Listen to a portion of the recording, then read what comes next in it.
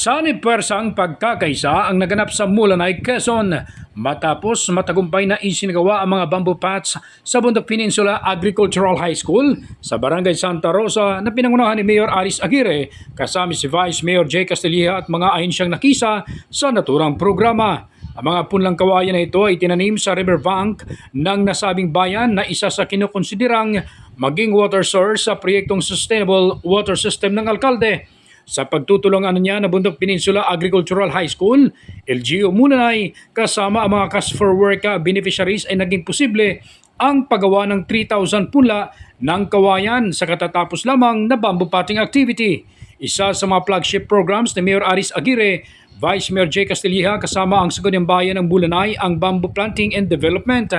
Ang pagtatanim ng puno ng kawayan ay isa sa pinaka-sustainabling climate change mitigation effort ng lokal na pamahalaan ng bayan ng Mulanay sapagkat ang isang puno ng kawayan umano ay kayang mag-release ng 35% ng oxygen katumbas ng isang nakatayong puno ng kahoy. Ang kawayan din ang isa sa mga sources ng renewable energy na kilala rin sa tinatawag na biomass energy na epesyente at matipid.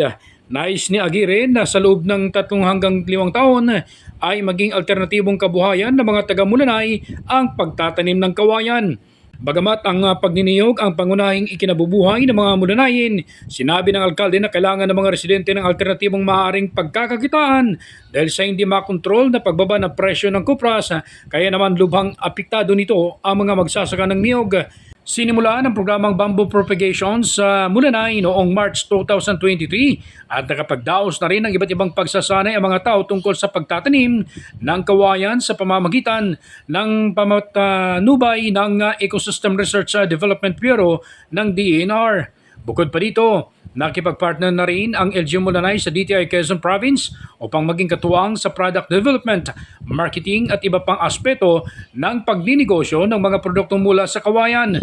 Tampok din sa bamboo planting sa riverbank ng Mulanay River sa gawin ng Barangay Bagopaye na nilahukan ng mga kawanin ng LGU, kasama rin ang mga Community Environment and Natural Resources Office, Armed Forces of the Philippines, na magigiting na kawal mula sa 85th Infantry Battalion. Sumama din sa pagtatanim ng kawayan ang mga kawani ng DTI Quezon Province, sangguniang barangay ng Bagopaye, mga guro at mga mag-aaral ng Bagopaye Integrated School.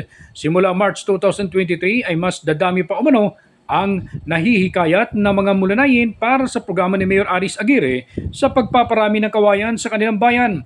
Kasama sa suporta na pinagkakaloob ng LGU Mulanay para sa mga residente para sa pagpapadami ng kawayan, ang mga trainings upang maging mas malawak ang kaalaman ng mga mamamayan tungkol dito. Samantala, target naman ni Mayor Aguirre na makapagtanim ang mga taga-Mulanay ng 10,000 bamboo seedling bago matapos ang taong 2023. Ronda balita mula sa lalawigan ng Quezon. Ako si J.R. Narit, naghahatid ng mahalagang impormasyon at balitang totoo.